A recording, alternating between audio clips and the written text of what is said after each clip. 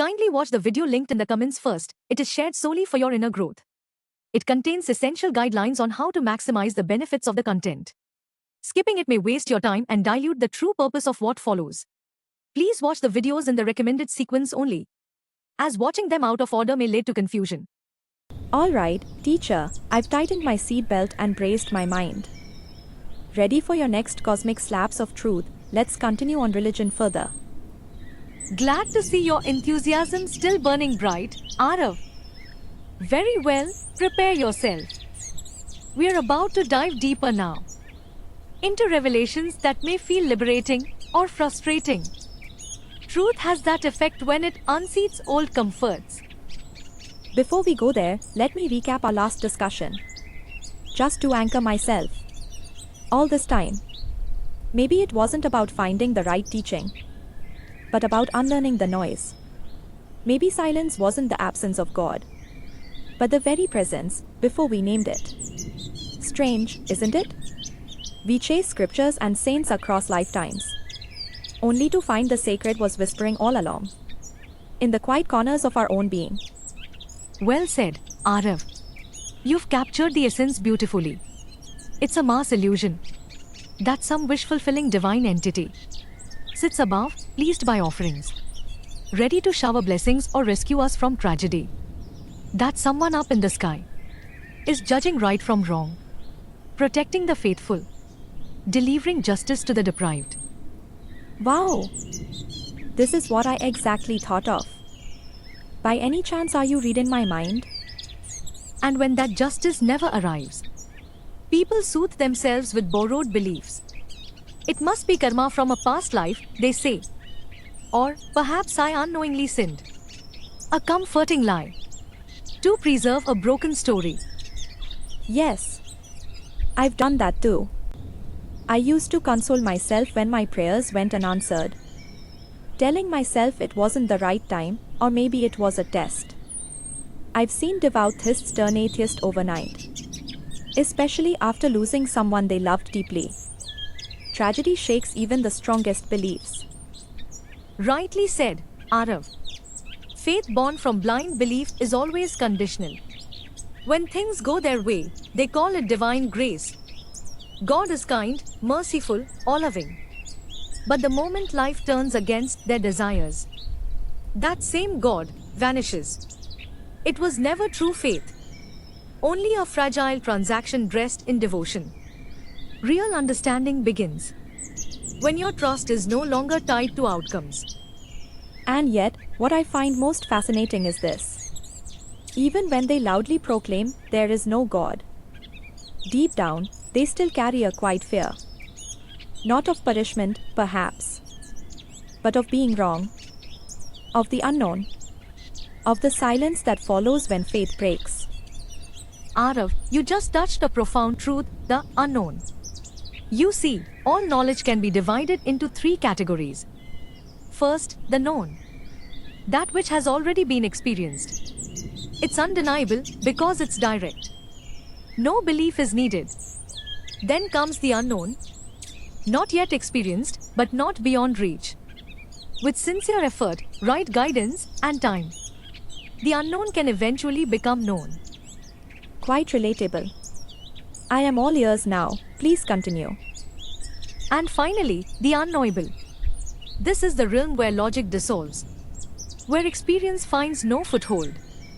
No matter how hard the mind tries, this domain forever remains beyond grasp. And God, as the absolute, falls into this last category. So what does this God do? There's so much injustice, so much reckless violence. Why doesn't this all-powerful, merciful, compassionate being intervene? Why not save the less fortunate from their tragedies?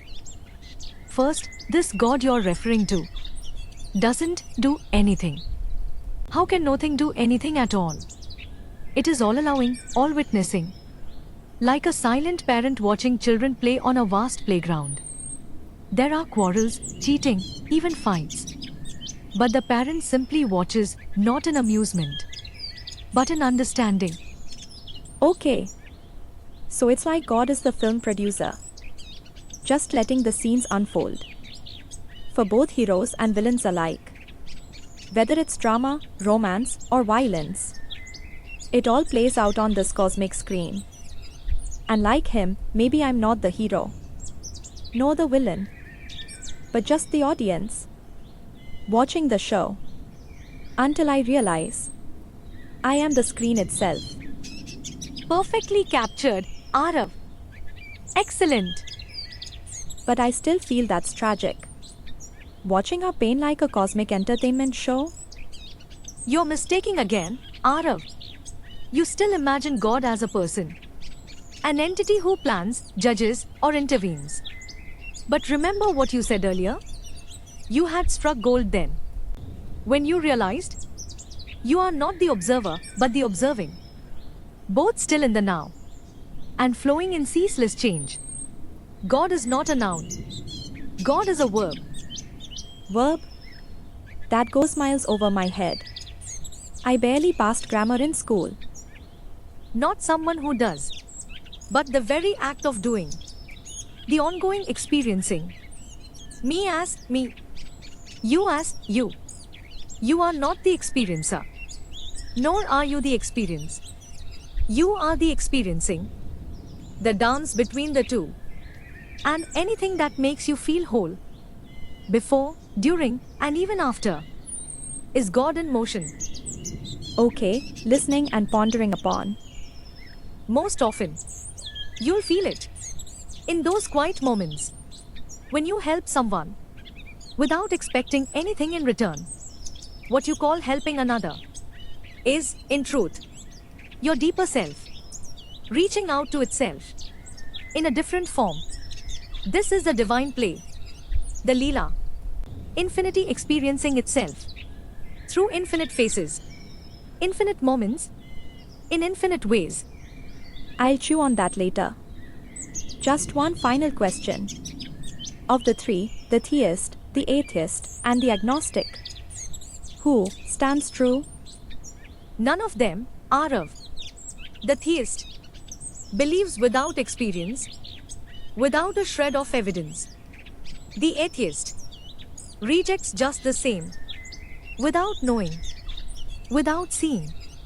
The agnostic at least remains humble, honest enough to say, I don't know. Okay, listening and pondering upon. But the one who truly knows is the Gnostic, not through belief, not through denial, but through direct encounter, through the fire of experience. By diving so deep within, even the concept of God dissolves, melting into the essence. Vast, silent, unknowable. There, true observing begins. And with it, the gates to infinite wisdom quietly open. Oh, this is getting too heavy again. My mind needs a tea break. Let's pause here, right now. I need to digest this cosmic download. But when we meet next, please explain to me, what exactly is the path of devotion? Because if God, as believed by the masses, doesn't really exist in that form, then who or what are they praying to? Wow! That's a beautiful question, Arav. You're definitely getting closer. I'd love to unpack that further with you. Looking forward to our next meeting and perhaps peeling back the next layer of illusion.